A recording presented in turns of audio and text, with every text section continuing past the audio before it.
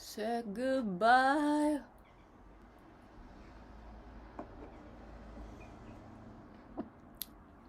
For many moons now, I've been trying to find a cap that actually fits my big fat head. And in Bath this weekend, I think we did it. I love it. It fits my head. And do you want to know why it fits my head? Because it's from a man's shop. But it's super nice. So yeah, big wins for Lola at the moment. We're going to talk about why Achilles Come Down by Gang of Youths is a fab song.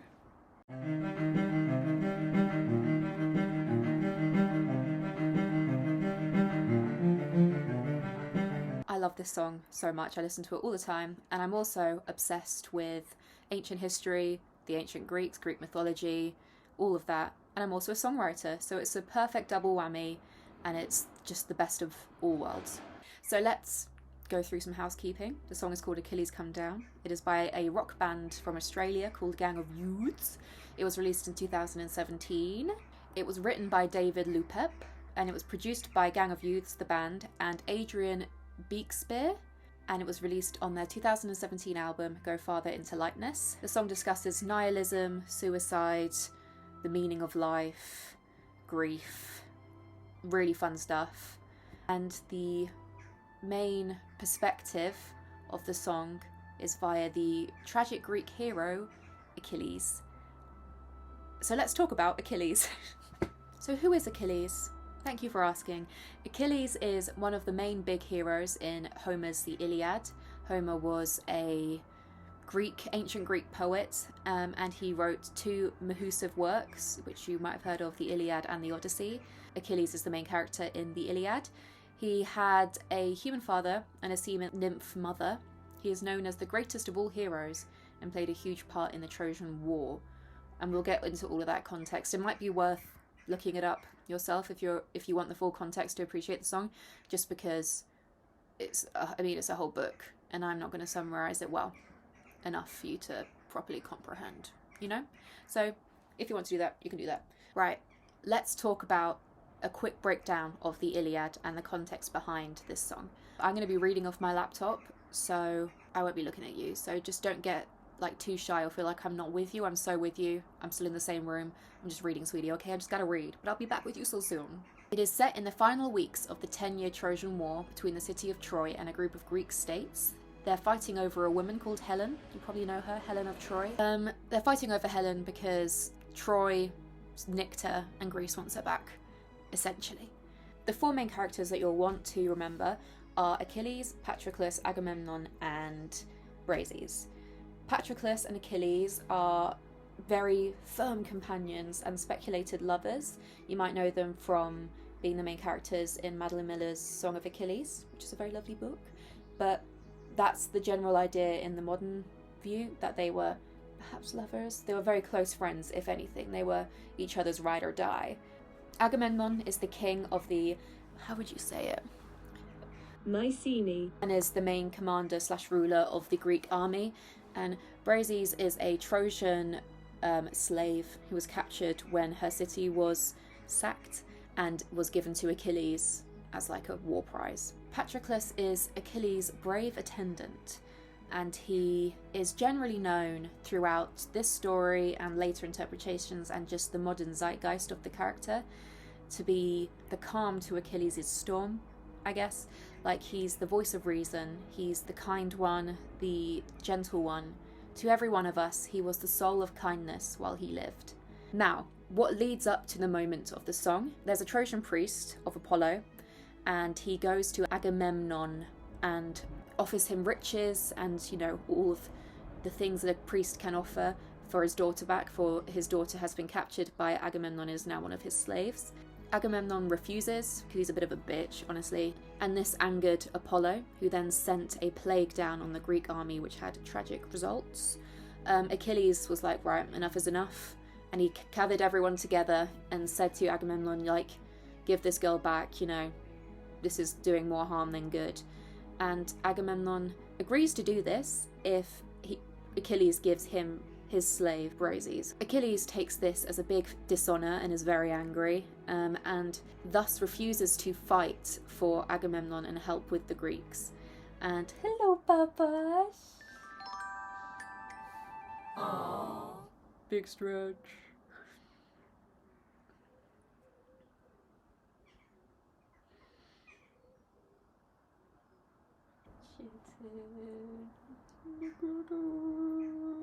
So yeah, he refuses to fight for him, and he goes to his mother, who is a sea nymph, and Zeus, and asks them to help the Trojans to draw back the Greeks and have a threat on their ships, which is a big deal because then they can't get home. And they agree to do this. And then when Agamemnon realizes, shit, I need Achilles back, he says, right, here's the girl back, here's all this, please come fight again. But Achilles is stubborn and is like, nah, you've hurt my pride. So he refuses.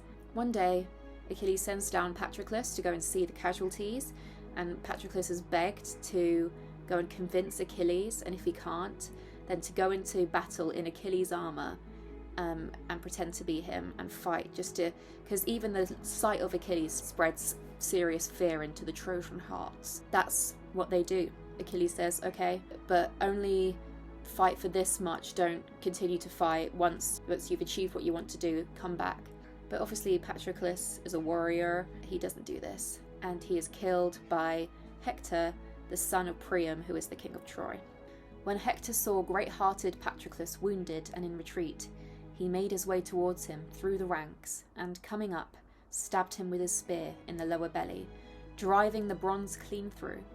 Patroclus thudded to the ground, throwing the whole Greek army into consternation. And it is very sad.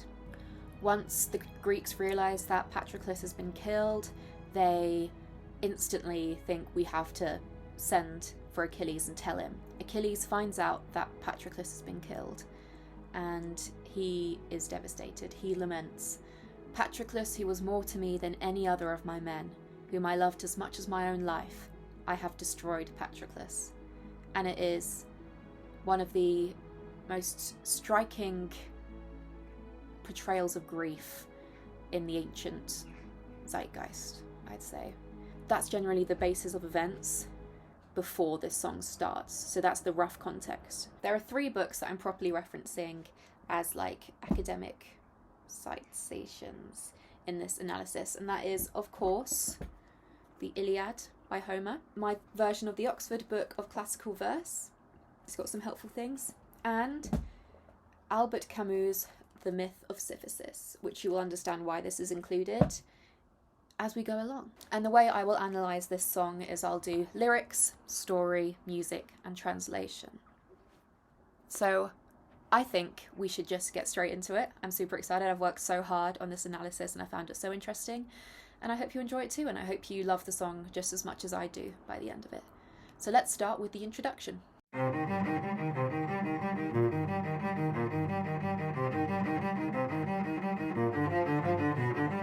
The main instrument outlining the harmony in this song is the cello. The cello is often used for very sad, melancholic music or very romantic music, so I'd say it fits pretty well with the subject matter of the song. Notable cello examples can be seen in Bach's Cello Suite No. 1 in G major,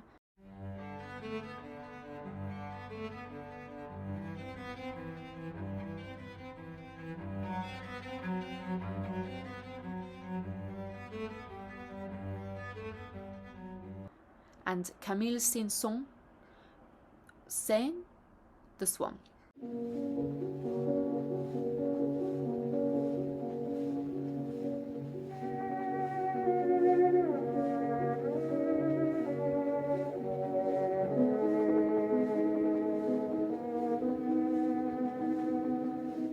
The cello has a low register and it is playing fast arpeggios throughout the song. And I would say, despite this being the main outliner of the harmonies and the chords, I'd say that this is almost Achilles' panic motif. It plays whenever he is in a state, or whenever, just throughout the song, whilst he is deliberating his situation and what he wants to do. Now, the general theme and the general dilemma of this song is whether Achilles is going to commit suicide or not. And this song is written in 2 keys, which are the relative major and minor of each other, E flat major or C minor. And both of these keys are used as the tonic in this song. They both keys are resolved to at points in the song. And I think both of these keys represent the choice that Achilles has to make. So C minor, committing suicide, E flat major, not committing suicide. And I think it's a musical representation of the conflict and the choice he has to make throughout the song. Now let's move on to A section 1. Achilles, Achilles, Achilles, come down, won't you get up off the roof? You're scaring us and all of us. Some of us love you, Achilles. It's not much, but there's proof. You crazy ass cosmonaut, remember your virtue. Redemption lies plainly and true. Just humor us, Achilles. Achilles, come down, won't you get up off the roof? Now the main question we have to ask ourselves is, who is narrating the song? Who is speaking to Achilles?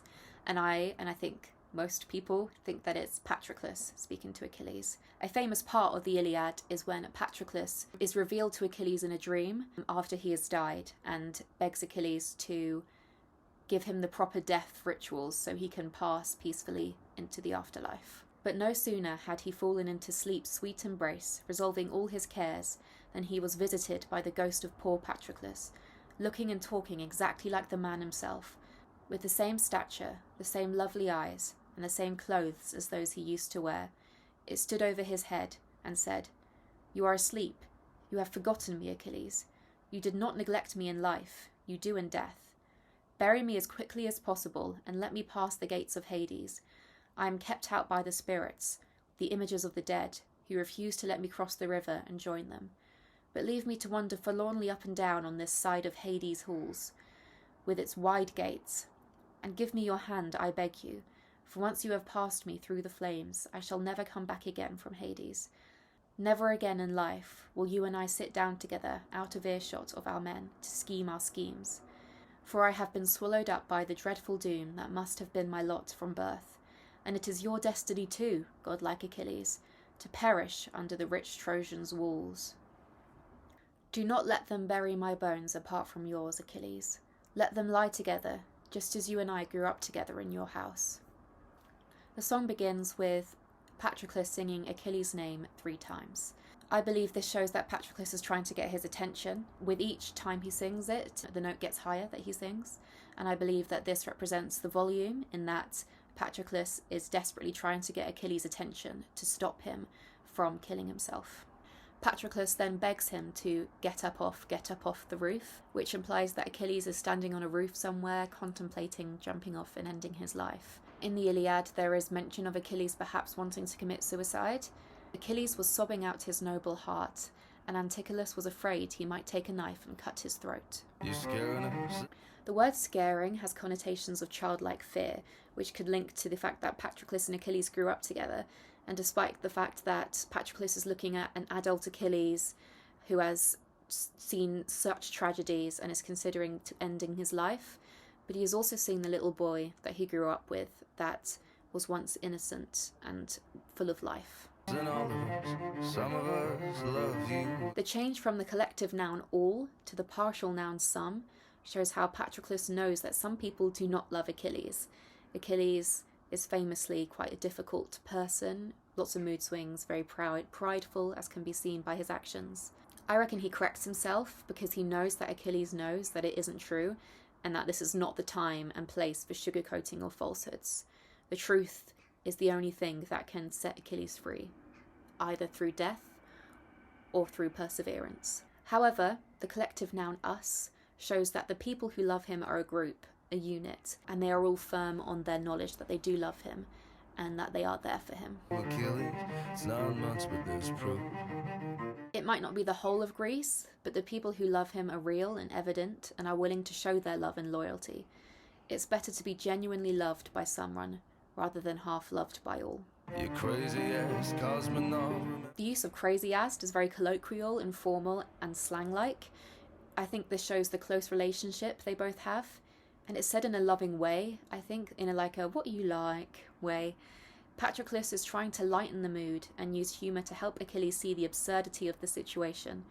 Cosmonaut is a Russian space traveller. The use of this word shows Patroclus' sarcasm. Achilles thinks he can be airborne if he jumps off the roof, or something like that. I'm not sure if there's anything to this, but I saw it on Genius and it was interesting. It could link to the Greek term argonaut, which means a band of heroes, and of course Achilles is a hero, and perhaps all the people who love him are heroes too. Part of being a hero is virtue, being true to your cause and your standing. Perhaps Patroclus is encouraging him to find the morals and strength he had as a young man before the 10-year war. Redemption lies plainly and true. Achilles can see the true side of things if he gets out of his self-destructive headspace. Perhaps it's even more literal. Patroclus is dead, the truth, and the redemption is Achilles killing Hector as revenge. Or another perspective is that Achilles needs to redeem himself for allowing Patroclus to ride to his death. So Patroclus is telling him to see things the way they are, / remember the reason he is a hero. Just humorous Achilles. Achilles, come down, won't you get above the roof. This is colloquial again, easing the tension. Also gives Achilles an image of higher power. Achilles has the power to humour these people and should come off the roof for their sakes. I think it also shows that Patroclus is trying to ease him down. He's not asking for a definite idea of not jumping off. He's just saying, humour us, see how it goes, see what it's like, and then we can talk, you know? Je vois que beaucoup de gens meurent parce qu'ils estiment que la vie ne vaut pas la peine d'être vécue. J'en vois d'autres qui se font paradoxalement tuer pour les idées. Les illusions qui leur donnent une raison de vivre, ce qu'on appelle une raison de vivre, est en même temps une excellente raison de mourir. Now we have the first French interlude, and the French being spoken here is a translation, or the original, they've translated it into English for us, of Albert Camus' Myth of Sisyphus, and they have taken excerpts of the essay and added them into the song. In this essay, Camus discusses his philosophical idea of the absurd. According to Camus, the absurd defines the fundamental conflict between humanity's innate desire for meaning and purpose and the cold, silent, and indifferent universe we live in.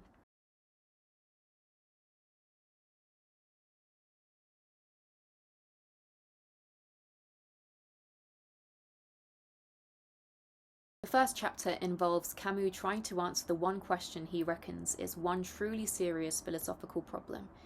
He's asking if the realization of the meaningless and absurdity of life necessarily requires suicide. The excerpt here is from the first chapter, and it translates to, I see many people die because they judge that life is not worth living. I see others paradoxically getting killed for the ideas or illusions that give them a reason for living. What is called reason for living is also an excellent reason for dying. I believe the reason this excerpt is included in this interlude is that Achilles is asking himself Camus' question of the absurd. Life to him is meaningless now, as Patroclus has died. So should he end his life? Patroclus thinks he shouldn't. I feel like this extract emphasises Achilles' fate of dying during the war against Troy. He can either die here by his own hand because he deemed life not worth living, or die in battle fighting for the ideas and illusions that give him a reason for living. Throughout this interlude, there are some staccato strings playing a disjointed melody to add to the chaos of Achilles' state of mind.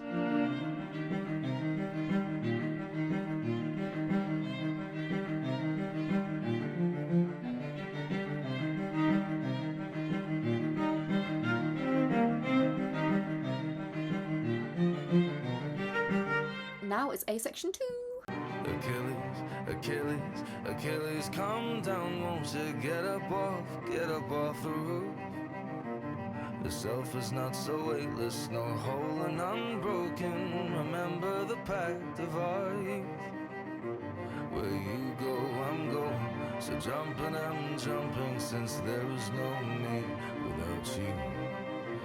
Soldier on Achilles, Achilles, come down, won't you get up off the roof. So it starts again with the repeated phrase, Achilles, Achilles, Achilles, come down, won't you get up off the roof. Patroclus is still trying to convince Achilles. The self is not so weightless, no whole and unbroken. Patroclus is telling Achilles that he has not completely lost himself. He still has a soul. It's not weightless, it's not gone. But it's still not whole and unbroken. He is still a damaged man, and he is still going through intense grief. Despite being broken and damaged, he's still a person that still deserves to be alive. Remember the pact of our youth. This relates back to the childhood Patroclus and Achilles spent together. Pact shows how close they were. They made each other promises they kept to this day. Possessive determiner hour shows that their youth isn't just their own, they are each other's childhoods. They are almost one in the fact that their childhood was one joint event. Where you go, I'm going. So jumping, I'm jumping, since there is no me without you. If literal, then Patroclus is willing to end his life too if Achilles does. He can't live his life without him. He promised to stay by his side forever. If Patroclus is dead, then it could arguably be Patroclus arguing that if Achilles dies, then Patroclus dies a second death, as Achilles dies with the memory of him and them.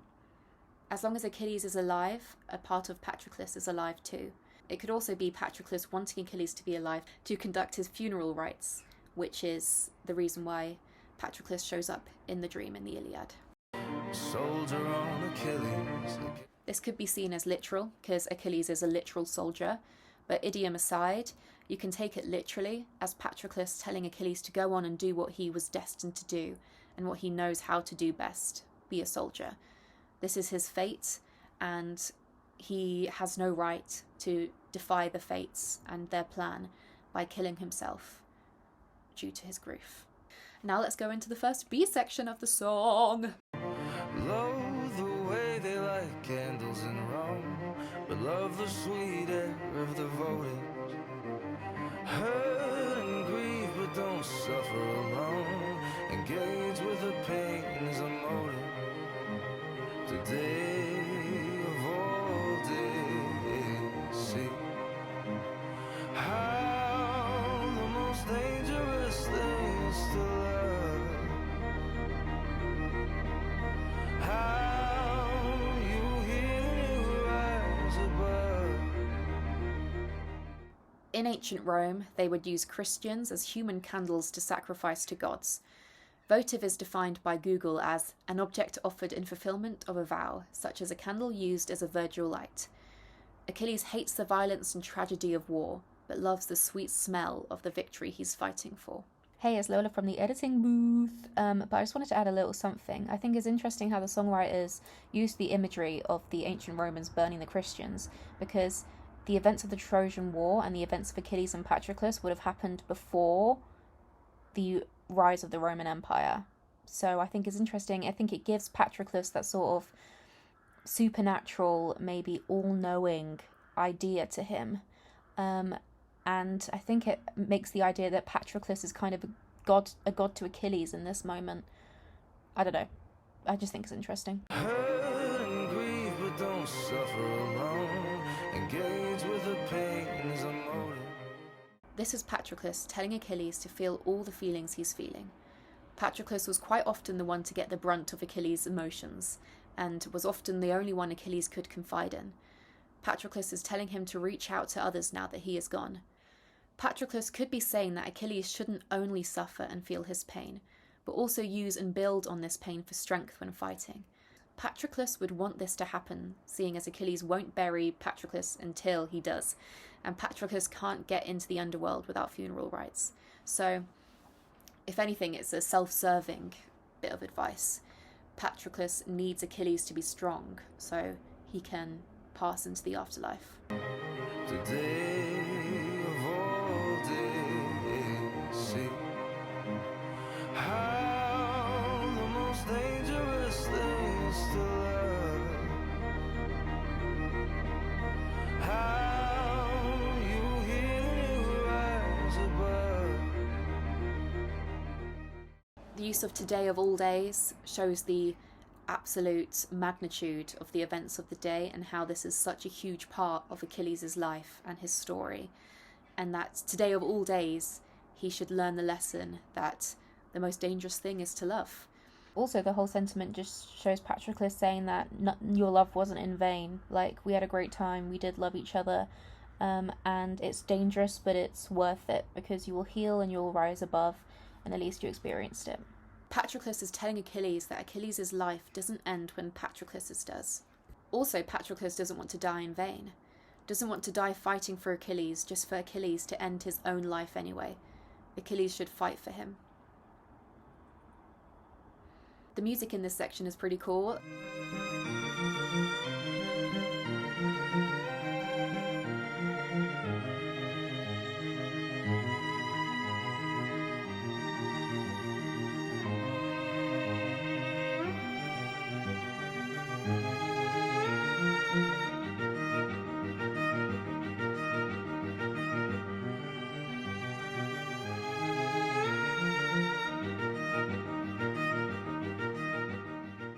the strings become more legato as Patroclus is giving his advice, which emphasises his soothing words. At the end of the phrases, how the most dangerous thing is to love and how you will heal and you'll rise above, all the strings play an arpeggio of the relative major in unison.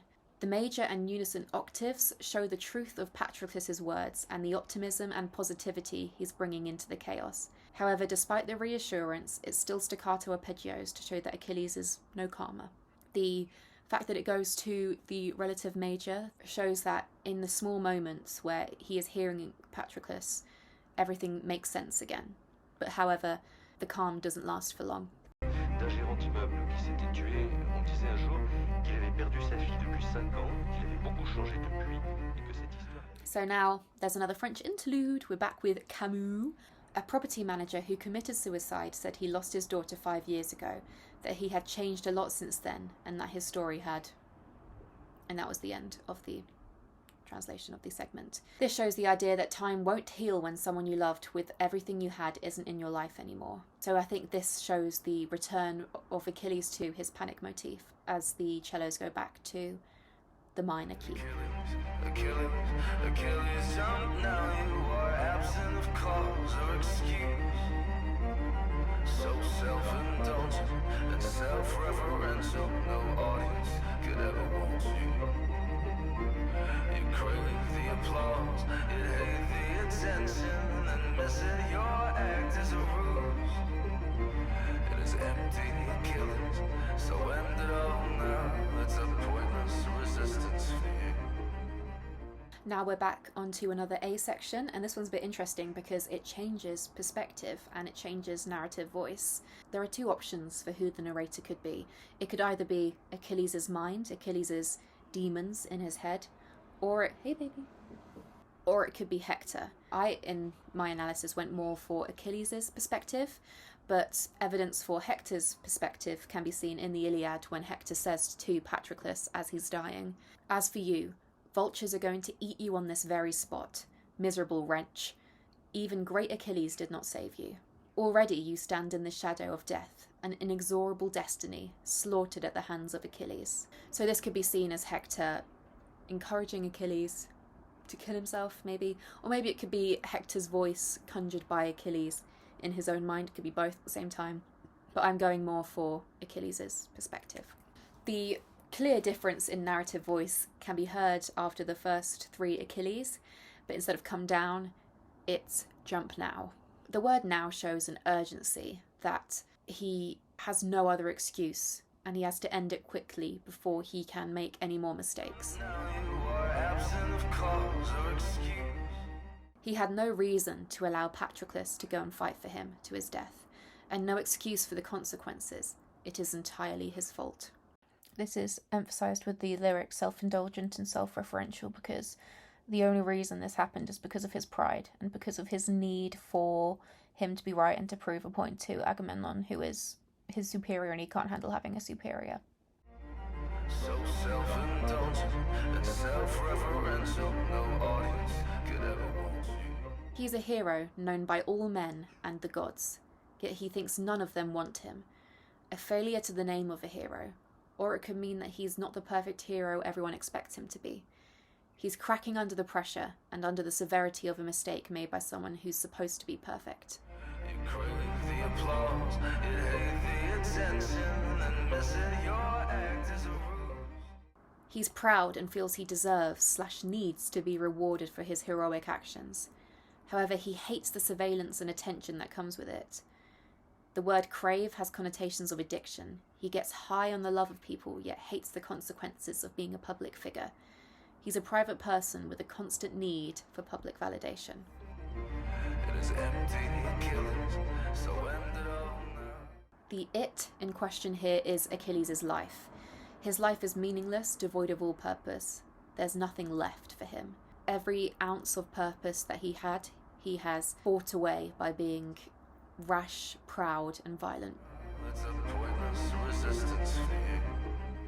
When considering Camus' philosophical question, Achilles' internal voice is on the side of the realization of the meaningless of life requires suicide. Music-wise, The vocals here have a muffled effect on them to notify the listener the change in perspective, but also to emphasise the chaos in Achilles' head. It's further back in the mix, like this is the constant narrative in the back of Achilles' mind. There's a high sustained tremolo on the violins, and it provides a sinister and spooky feeling to the evil perspective showcased in this verse. It could also represent a ringing in Achilles' ears.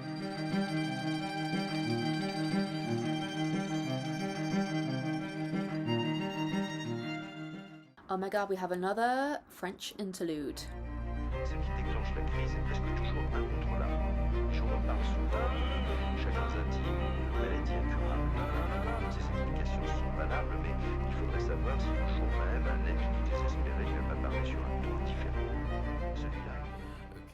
This one translates to, what triggers the crisis is almost always out of control. The newspapers often speak of intimate sorrows or incurable disease. These explanations are valid, but we should know if that very day a friend of the desperate man spoke to him in an indifferent tone. This one is the... stops. I suppose the trigger is Patroclus' death, and Achilles is unable to shake the agony and psychotic break he's experiencing. So I think the point here is, or the idea here is that suicide is very much a huge decision that is gradually led to over a series of events, but it also can be triggered by the smallest of things, like the man with an indifferent tone, or a huge catastrophic event in someone's life, such as the death of Patroclus. However, the friend with an indifferent tone could relate to the Iliad, because in the events before Patroclus goes into battle, Patroclus comes to Achilles in tears, begging him to fight, and Achilles refuses, perhaps indifferently. Now we're in the fourth A section. Achilles, just put down the bottle. Don't listen to what you've consumed. It's chaos, confusion, and wholly unworthy of feeding, and it's wholly untrue. You may feel no purpose, no point for existing. It's all just conjecture and gloom, and there may not be meaning. So find one and seize it. Do not waste yourself on this room. Here, Achilles, the name Achilles is only repeated twice, which could perhaps say that we are slowly getting, or Patroclus, not we, is slowly getting the attention of Achilles as the song goes on. Achilles is drunk. He's drinking to forget. Alcohol is also a depressant though, which could emphasise the negative emotions or the skewed perspective he has right now. The metaphorical idea that Achilles is listening to the ideas that he has consumed in the alcohol harks back to this ancient Greek idea that the killer in the suicide is not the person who commits suicide, but the object in which they commit suicide with. So it could be seen that here, that the wine is the killer of Achilles if he were to kill himself. I mean, I don't know, it's just an interesting thought. It's chaos, confusion, and wholly unworthy of feeding, and it's wholly untrue. Achilles' worries are so unfounded. This coming from Patroclus is important because the guilt that Achilles is feeling is perceived as unwarranted and unfounded by Patroclus, who is the victim of Achilles' actions. The adverb wholly is defined as something that is true without exception, and the fact that Patroclus repeats this twice just shows how serious he is about it, and it could be considered quite hyperbolic, seeing as Achilles has made mistakes, but you know, there is no time right now for Patroclus to be anything but very serious and very argumentative and persuasive. In terms of the absurd, this could be seen as Patroclus telling Achilles, like, this is wholly untrue, there is still a meaning for life, don't believe what you're thinking right now. You may feel no purpose, no point for existing. It's all just conjecture and gloom. Here shows one of the main themes of the song, which is nihilism. There exists an obvious fact that seems utterly moral, namely, that a man is always prey to his truths.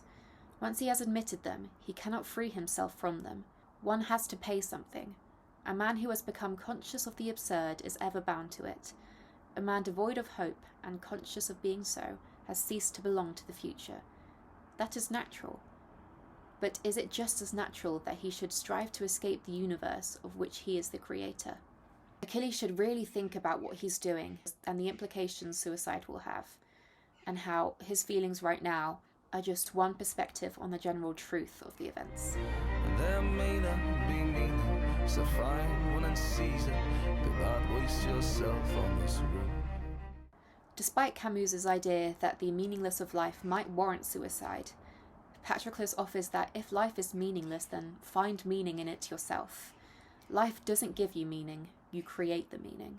And it is now Achilles' job to find new meaning, now that perhaps his old meaning, his closest companion Patroclus, is now gone. If he commits suicide, he will be wasting his existence, his life, his purpose and his possibility, but also wasting time.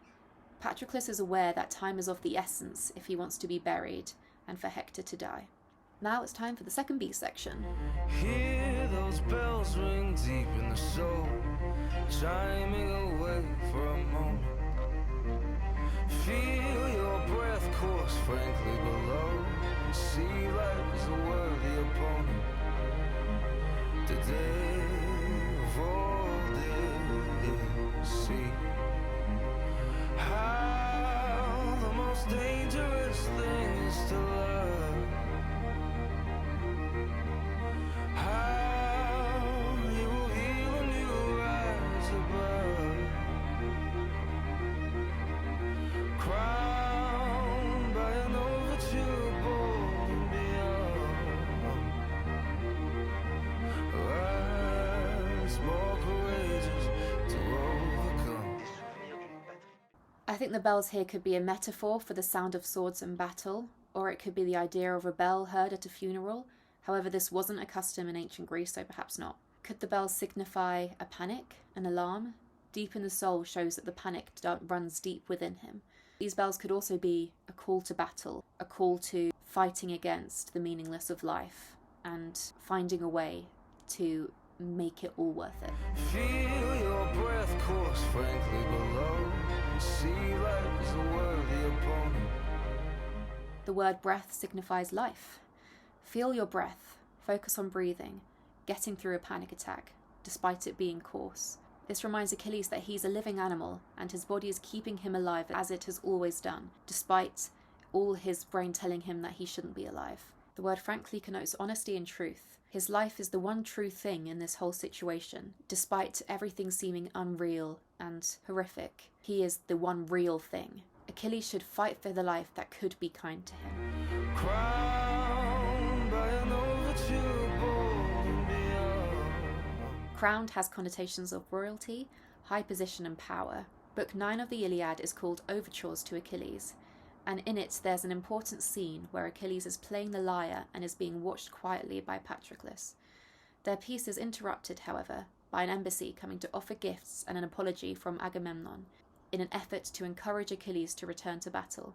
Achilles' decision to not rejoin the battle resulted in Patroclus' death. Achilles is crowned by something that is beyond his control and beyond his wants, and yet has been awarded the responsibility of it. At the end of the day, Achilles' loyalties will always have been more for being a hero and for the greater Greek good and for his high status, rather than the peace he could have experienced prolongedly with Patroclus. Rise more courageous to overcome. Seems like a consoling sound, like Patroclus is saying something that has been true since time has stood. The word courageous shows that if Achilles overcomes this, then he will really be the brave and fearless hero of all men he was destined to be. Sometimes the most brave thing you can do is forgive yourself. Oh baby, there's another French interlude. Des souvenirs d'une patrie perdue, de l'espoir d'une terre promise. Ce divorce entre l'homme de sa vie. This one translates to memories of a lost homeland, the hope for a promised land, this divorce between the man of his life, and then it's cut off. Greece is Achilles' homeland that he has been away from for a decade. It's lost, and now he only has memories. Achilles arrived in Troy a young boy and is now a man. He hasn't been able to become a man in his homeland, so he has lost himself in a way. The comfort of childhood is non-existent to him now, but homeland could also mean Patroclus. He only has memories of his home now, for the home that was Patroclus has been lost. The promised land is Troy losing the war and the land becoming theirs. Hope is the one thing that is keeping all these soldiers in battle and fighting. The gods and leaders have all promised them that their sacrifice and violence will not be in vain. Now we're on the bridge! And the bridge is cool because this bridge combines both narrative perspectives of Patroclus and Achilles' inner monologue / Hector. You want the acclaim, the mother's none was it Achilles and fame. With a taste of another sin, be killing, just jump. You dense motherfucker, you want me more than a rat. So much more than a rat. You want my opinion, no one asked your opinion. You asked for my counsel, no one asked for your thoughts. Be done with this now and jump off the roof. Can you hear me, Achilles? I'm talking to you. I'm talking to you. Let's start with the music to help us better understand the lyrics when we get to them.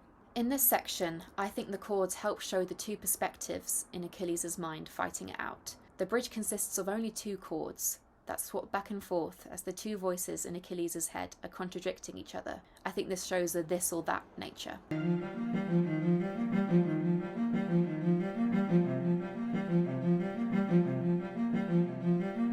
At the beginning of the bridge, Achilles / Hector sings the main melody, whilst Patroclus provides an almost response to their call, kind of shouting over the noise, trying to grab his attention again. This is Patroclus trying to pull Achilles out of his panic and the dark tunnel.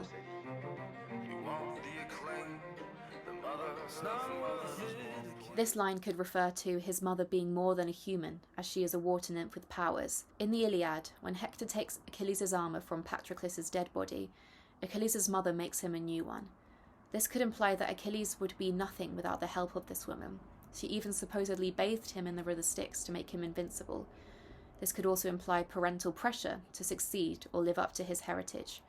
Or the mother of mothers could imply that Achilles wants to be the best, above all men with the most power. His want for success and for superiority above men is more important to him than the fame or the taste of another, in this case perhaps the friendship and relationship with Patroclus. His pride resulted in Patroclus' death. His quest for complete superiority is more important than the relationship with his longtime companion. The use of the phrase dense motherfucker is really harsh language. Achilles' voice is getting more angry and more indignant in his supposed truth, is trying to keep Achilles on his side. But it also shows that Achilles is so infinitely angry with himself, alongside being grief-stricken.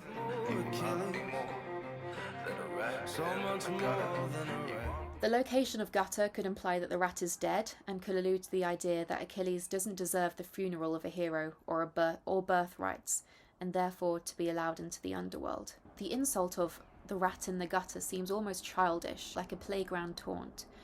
I find the earnest way in which Patroclus responds almost funny, because he's heartfully saying with all sincerity that Achilles is so much more than a rat. It's like Patroclus is matching Achilles' mental level. Achilles' thoughts are so unfounded and juvenile that Patroclus must simply insist that they're untrue. Be done with this now and get off the roof. Can you hear me, Achilles? I'm talking to you. Here, Achilles / Hector and Patroclus sing together for the first time, despite their different lyrics, which can be seen with Achilles singing Jump and Patroclus singing Get. The fact that the voices are sang together emphasises the time crunch, the ultimate to be or not to be moment. Throughout the bridge so far, I'd say that Achilles / Hector had the main melody, but here, I think slowly Patroclus transitions into having the melody, which I think shows how Patroclus is slowly winning dominance in Achilles' mind. I'm talking to you. I'm talking to you. I'm talking to you. Achilles, come down. Achilles, come down.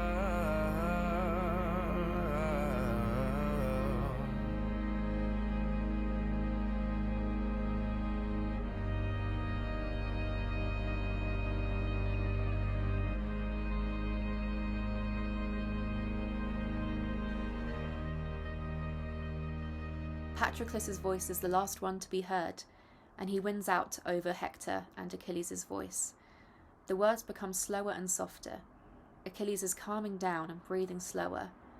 Calm down could imply that Patroclus is soothing him to come down from the panic state he's in, almost like calm down. The softness of Patroclus and his help is emphasized with the strings doing a 180 from staccato arpeggios to long legato notes. The first chord is an A-flat major, which is the fourth, not the definite tonic, but on the way. But then it goes to a G augmented, which is not a diatonic chord, and adds to the uncertainty and still danger of the possibility of Achilles' decision switching. It then goes back to the A-flat major, back to hope. Then it goes to the F major, the supertonic, almost there, and then it goes back to the fourth, which then leads perfectly, a plagal cadence, into the tonic of the relative major, then back to the fourth before finally landing on the tonic.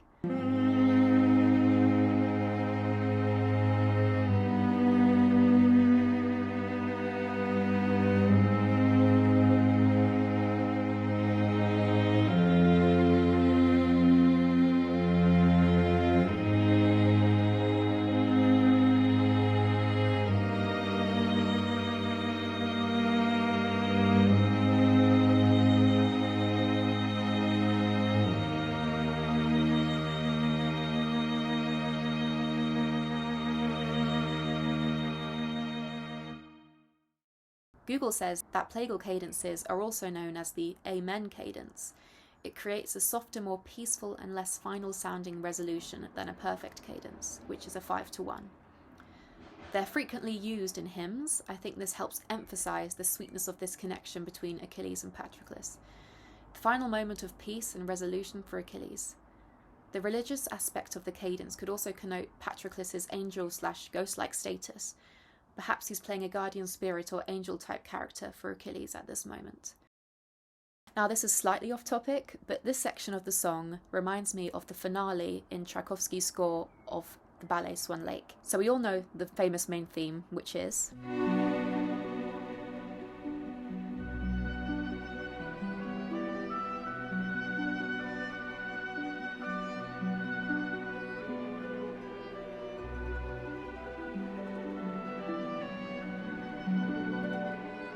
This theme is portrayed throughout the ballet in a minor key. Here it's heard in the key of B minor. However, at the end, the very finale plays the melody, but in a major key. Here.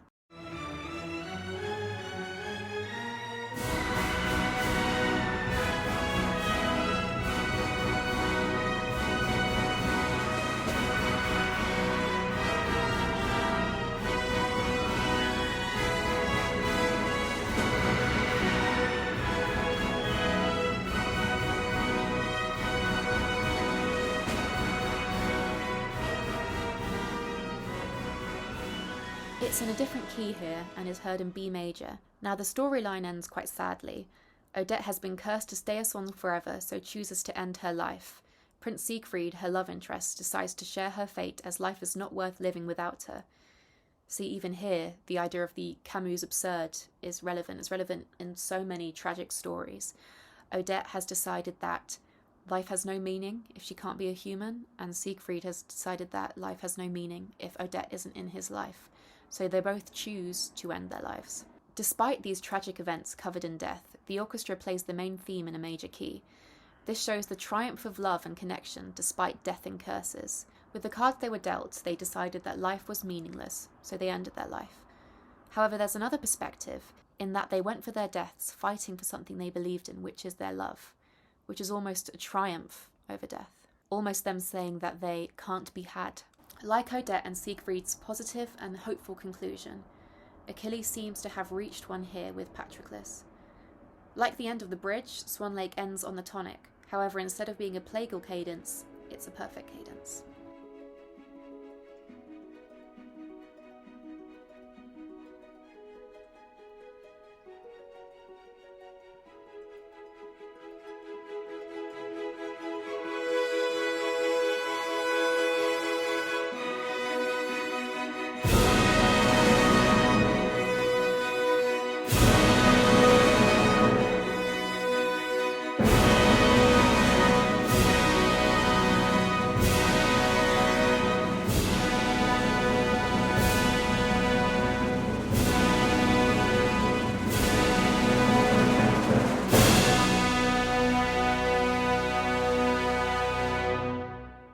that Swan Lake ends in a perfect cadence rather than a plagal cadence makes sense, because this music is played at the end of their story. Their story is concluded, their love is infinite through death. Perfect cadences are considered to sound more final and fine-cut than plagal cadences. However, the choice of a plagal cadence rather than a perfect cadence here works, because after a short pause, we're right back into Achilles' chaos motif in the cellos, despite the resolution. And now, we're back into another French interlude. Ce serait trop beau. Mais il faut faire la part de ceux qui, sans conclure, interrogent toujours si l'ironie à peine il s'agit de la majorité. Je vois également que ceux qui répondent non agissent comme s'ils pensaient oui. This interlude translates to either yes or no.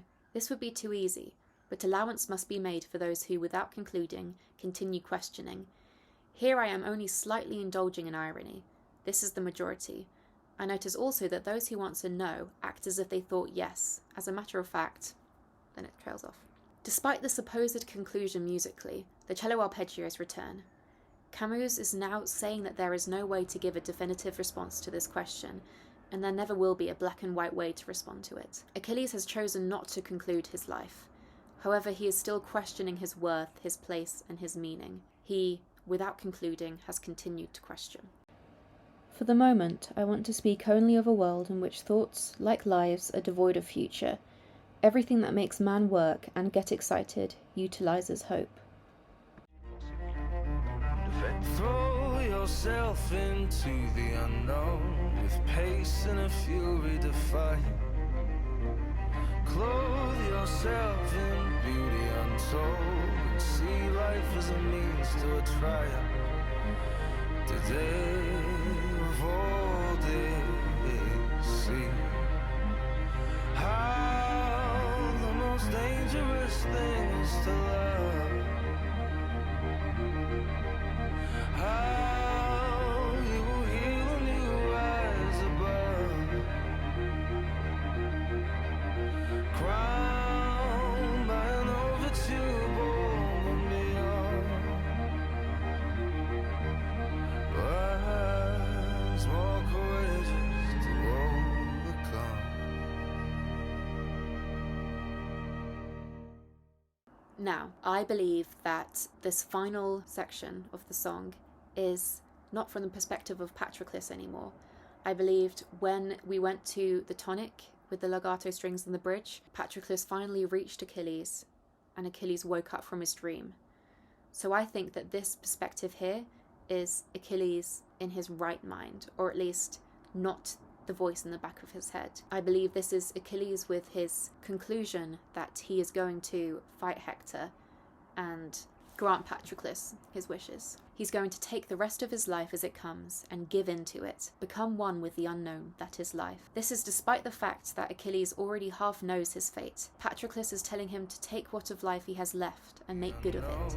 With pace and a fury defying. Achilles is known for his fury and rage. The beginning of the Iliad discusses Achilles' rage. Rage, goddess, sing the rage of Peleus' son Achilles, murderous doom that cost the Achaeans countless losses, hurling down to the house of death so many sturdy souls, great fighters, souls that made their bodies carrion, feasts for the dogs and birds, and the will of Zeus was moving towards its end. Patroclus is telling Achilles to use his innate rage for the defiant fight for justice. See life as a means to a triumph. This is the meaning that he can give to his life. See life as something he can use for good and for success. The remaining life he has left, he can use to kill Hector. This can be his triumph, and with this triumph succeeded, he can die. The final verse could be Achilles' own voice now echoing the advice of Patroclus. This is Achilles' final resolve. He's still proud, yet he will fight for Patroclus and return to the battlefield. He is repeating Patroclus' words like a mantra. Despite it being a sort of abrupt ending, the song still ends on the relative major. The song has a conclusion, despite there still being so many things to decide. This because in reality there is no experience of death. Properly speaking, nothing has been experienced but what has been lived and made conscious. Here, it is barely possible to speak of the experience of others' deaths. It is a substitute, an illusion, and it never quite convinces us. That melancholy convention cannot be persuasive. The horror comes in reality from the mathematical aspect of the event. If time frightens us, this is because it works out the problem and the solution comes afterwards. How the most dangerous thing is to love. If it were sufficient to love, things would be too easy. The more one loves, the stronger the absurd grows. At the end of this song, Achilles has decided which side of the absurd dilemma he stands on. He doesn't kill himself. He decides to hope. At this point, I perceive, therefore, that hope cannot be eluded forever, and that it can beset even those who want to be free of it. So that's the whole song. We have analysed the whole song, and it's so good. Do you not think it's so good? I hope if you haven't heard it before, you add it to your playlists and you become just as obsessed with Greek mythology as I am. I am also a big fan of Camus now. I thought, when I read his essay, I thought it was so good. There were bits when I was like, what is going on? But there were other bits where I was nodding and underlining the shit out of it. And it was just so much fun, connecting the dots, seeing what I can find, analysing, doing my own research. It was just a whole lot of fun. So yeah, that's the song! Thank you so much for watching. I hope you enjoyed. I hope you learned. I hope you... I don't know. I just hope you had a good time. I can't wait to do more of these. I have so many ideas. I've already got so many written down. I just need to recharge my battery for talking to a camera for ages, and I'll be right back with you. But for now, please like and subscribe. Comment if you liked it. Comment if you have any ideas, any analytical ideas or other perspectives you might have. As I said at the beginning, I'm also a singer-songwriter. I have 4 songs out at the moment, and I would love if you went to go and listen to them. Tell me what you think. Become a fan, maybe. Become one of my besties. All the links to all of that stuff is in my bio. Thank you so much for watching, and I shall see you next time. Love ya!